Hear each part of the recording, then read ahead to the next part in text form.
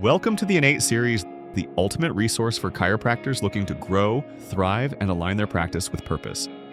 On today's episode, we have a clip from one of our previous training summits. Dr. Lisa Beighle talks about taking action and breaking the cycle of procrastination.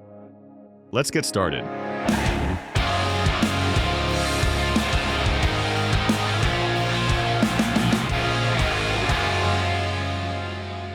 Another reason that, I'm just saying people, doctors, don't take action is because maybe they don't have the knowledge that they need, or they don't feel like they have the knowledge that they need.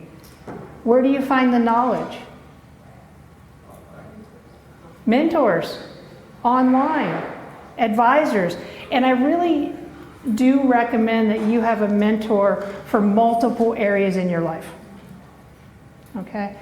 I can mentor you through a practice.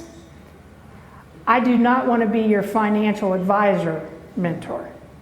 Okay, so I had to go out and get knowledge about that. I had to talk to people and learn about that. So don't let your lack of knowledge on whatever it is in your life keep you from taking action.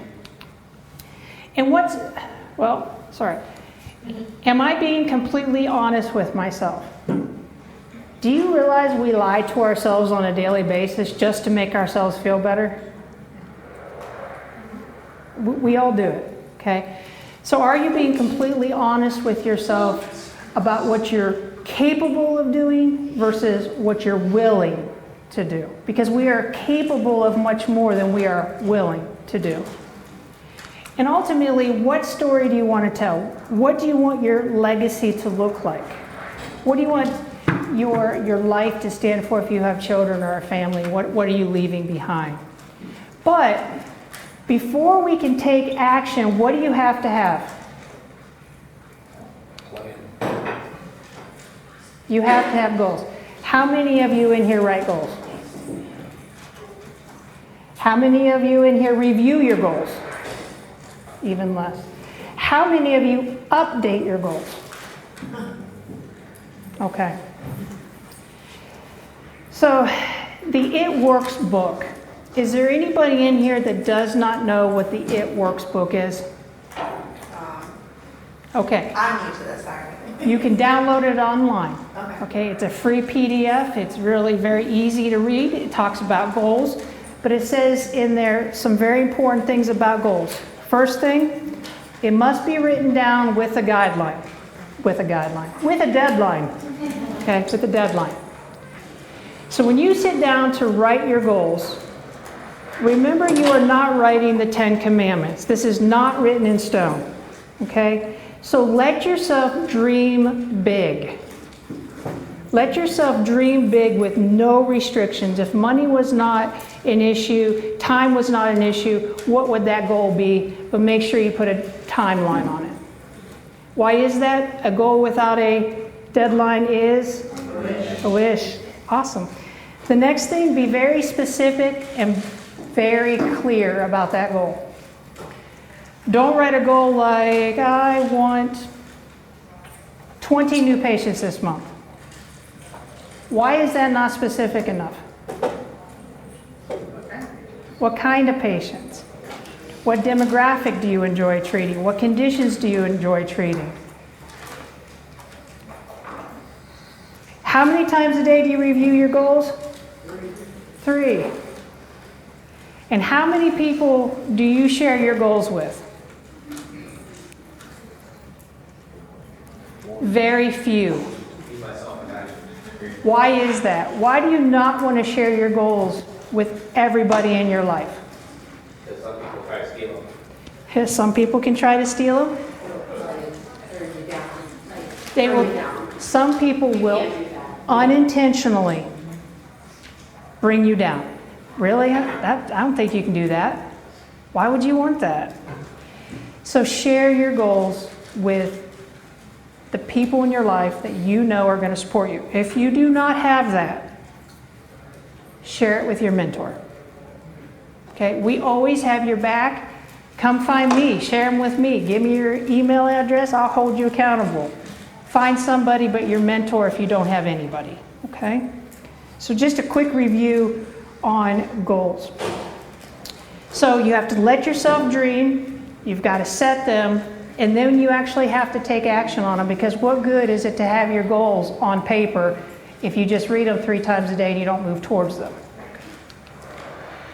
So what are some roadblocks that keep us from moving towards our goals? Procrastination, thank you, that's beautiful. We'll get there in just a moment. Awesome. How about, I'll just wait. Or, I'm getting around to it. Does everybody have a round to it except for the awesome new CA in the back corner? Does everybody have a round to it? Okay, you can't use that one anymore because you've already got it. How about, I'm just going to wait and see what other people do and see how it works out for them, and maybe I'll consider doing that health fair next year. How about, I'm just going to wait for a better time. If not now, when? If not you, who? Okay? I can't get motivated. How many of us have secretly used that in our head? Oh, I really just can't get motivated to do that. But you know, action has to come before motivation. It's not the other way around. You're never going to get motivated into action. Start slow, taking the steps forward. You'll see results. Motivation will come. Okay. When you start looking at roadblocks to you taking action, expect resistance. You are always going to get resistance when you're moving forward. There are 3 times when you are working towards a goal that you'll get resistance. Do you know where they are? At the beginning, in the middle, and right before the breakthrough.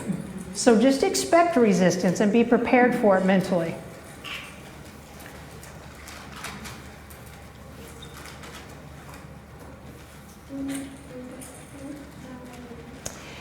How about this one when it comes to roadblocks to taking action? Paralysis by analysis. Anybody suffer with that besides me? Yep. I'm telling you, I'm a whole lot better than I was 15 years ago.